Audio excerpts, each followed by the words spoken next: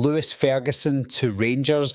It's one of those transfers that immediately sounds right. A former Rangers youth player, the son of Derek Ferguson, the nephew of Barry Ferguson, a Scotland international, and someone who has already played under Derek McInnes. But could Rangers actually afford him? Would he fit into McInnes' style of play?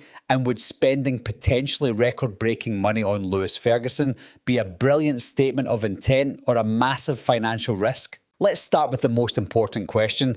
Can it actually happen? Ferguson is currently the captain of Bologna and his contract runs until the summer of 2028. Bologna also reportedly have the option to extend that deal for another year. That means Rangers can't wait 12 months and hope to pick him up cheaply. Bologna are under absolutely no pressure to sell. The reported asking price is around £17 million. For Rangers, that would be an enormous investment. It would almost certainly require a major sale first, most likely someone like Nico Raskin, or a very creatively structured deal involving instalments and achievable bonuses. There's also another problem. Aberdeen reportedly negotiated a 20% sell-on clause when Ferguson moved to Italy. That gives Bologna even less reason to accept a discounted offer because a portion of the money would immediately go back to Aberdeen. Ferguson's wages probably wouldn't be the deal breaker. His estimated Bologna salary is around €25,000 per week before bonuses, which should be within Rangers' wage structure for a marquee player.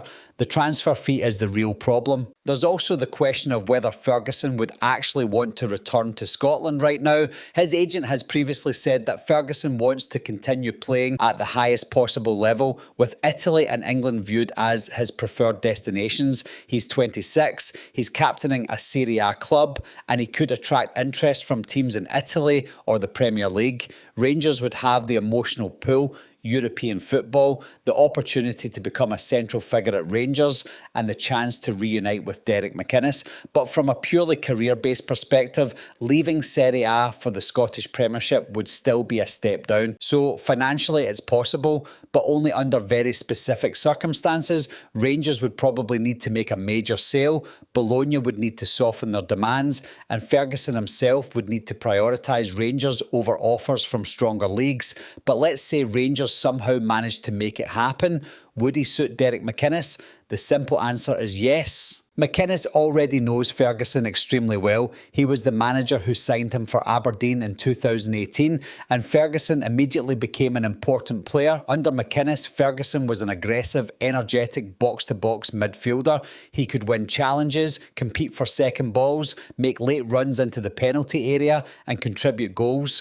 Based on how McInnes set up Hearts last season, Ferguson also looks like a natural fit. McInnes generally used a 4-4-2 with his team staying compact without the ball, winning possession in midfield and attacking quickly after turnovers. He also placed a major emphasis on wide attacks, crosses, set pieces and getting midfielders into the box. Those are all areas where Ferguson could contribute. He isn't a traditional defensive midfielder who simply sits in front of the back four. He also isn't a creative number 10 who will constantly unlock a packed back four with spectacular passes. He's at his best as a number 8. He gives you physicality, running power, tactical discipline, and the ability to arrive in dangerous positions at the right time. That could make him particularly useful beside a more natural holding midfielder. He would press, compete, cover ground and support the attack while his midfield partner provided the deeper protection. His scoring record also shows what he can offer. Ferguson scored 27 goals in 132 Scottish Premiership appearances for Aberdeen. During his first season in Italy, he scored 7 Serie A goals. He followed that with another 6 the following season. That's 13 goals across his first 2 Serie A campaigns, a very impressive return for a midfielder. His most recent numbers, however, have been less spectacular.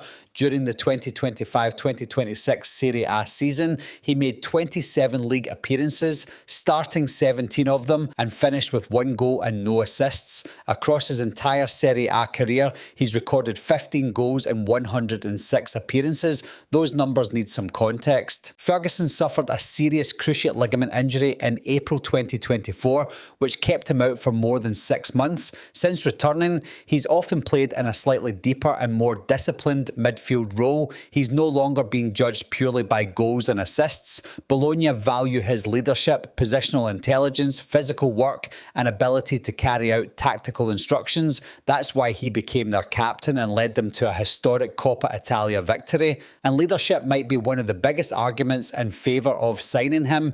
Ferguson has played in Scotland, Serie A, the Champions League and the Europa League. He understands the pressure surrounding Rangers, and he would arrive with the personality to demand higher standards from the players around him. McInnes has spoken about creating greater strength, power and togetherness within the Rangers squad. Ferguson appears to represent all three. He's aggressive without the ball, dependable in possession and willing to take responsibility. But there are some genuine concerns. The first is value for money. £17 million would be an enormous amount for Rangers to spend on any player, especially one who is already 26. Ferguson could still give Rangers 5 or 6 excellent seasons, but there would be no guarantee of making that money back through a future sale. At that price, Rangers wouldn't simply be signing a good midfielder, they would be signing someone who would need to become one of the best and most influential players in the country. The second concern is creativity. Rangers will spend most domestic matches facing teams who defend with 10 players behind the ball. Ferguson would help Rangers compete, press and dominate physically, but he isn't necessarily the player who will single-handedly break down a deep defensive block.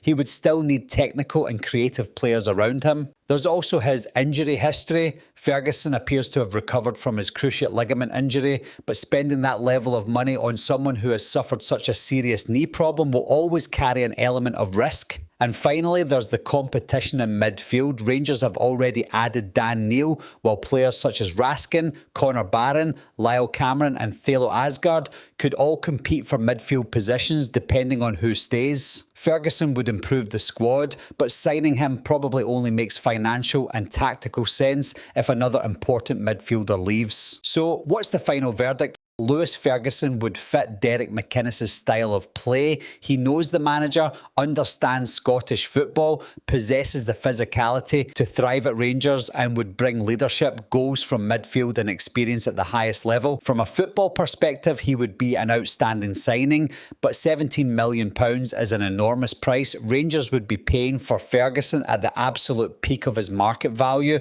with limited opportunity to make a future profit. So can it happen? Yes, but it would probably require a major departure, a reduced asking price and a clear indication from Ferguson that he wants to move. Would I take him? Absolutely. But at £17 million, Rangers would need to be completely certain that Lewis Ferguson isn't merely a good fit. He would need to be the player capable of transforming Derek McInnes' midfield and helping bring the title back to Ibrox.